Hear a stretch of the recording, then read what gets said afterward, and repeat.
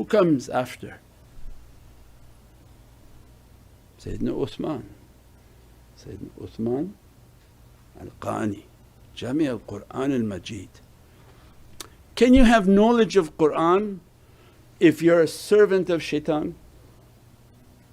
No, that's why they upset with awliya, because they say, you read, we don't understand what you're talking about, we never read that in Qur'an. Well, because you read Furqan, you didn't read Qur'an, you read Furqan. Qur'an has to read you, looks into your eyes, reveals.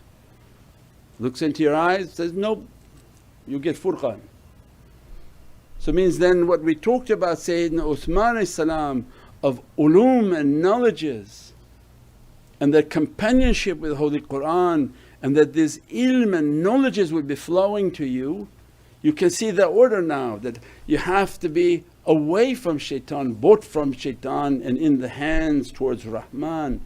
You have to have the character of truthfulness and siddiq, wa kunu ma sadiqeen. How are you going to be sadiqeen if you don't keep the company of truthful servants? You look at them and the company of them are like gangsters and hoodlums, and say, no, I'm on a path of spirituality. No, you're not. You're not kunu ma sadiqeen, you're not keeping the company of pious people in the circles of paradise. You keep the company of unpious people hoping to reach what? Sayyidina Uthman Jami al-Qur'an al-Majid is coming and teaching that I'll be dispatched to you, because at that point in your life, once you have your siwak, your next most powerful weapon is your qalam.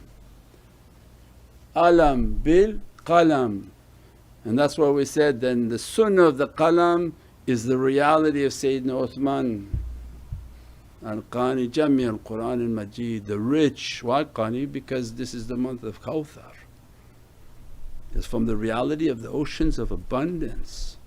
He carries the secrets of Holy Qur'an, Jami al-Qur'an, the one whom compiled this reality for us and gave all of its tashkeel, all of its encrypted codings. So you'll be inspired what? To have a pen, because your Islam was to fight yourself. You don't need to carry a weapon to beat people. Only person you beat is yourself. And then you realize that the most powerful weapon I have is my pen. And we have all the talks on Iqra and all the realities of a qalam, Qaf, Lam, Mim, Qul ya Muhammad sallallahu alaihi wasallam. Because what is qalam in the heavens of these ancient realities? It's the conveyance of knowledges. It's by a means that when we carry the pen, we're asking Allah that we want to carry knowledges. Because how could you be somebody who wants knowledges and you don't have a pen? It's like fighting without a sword or without your pencil. You have to come ready with Allah. When He sees the qalam, means at that level they're carrying that reality that led me to be a custodian of knowledges, and everything they write changes their kitab. As they write alif, lam, mim, the reality changed on their kitab. The angels have to change. Why?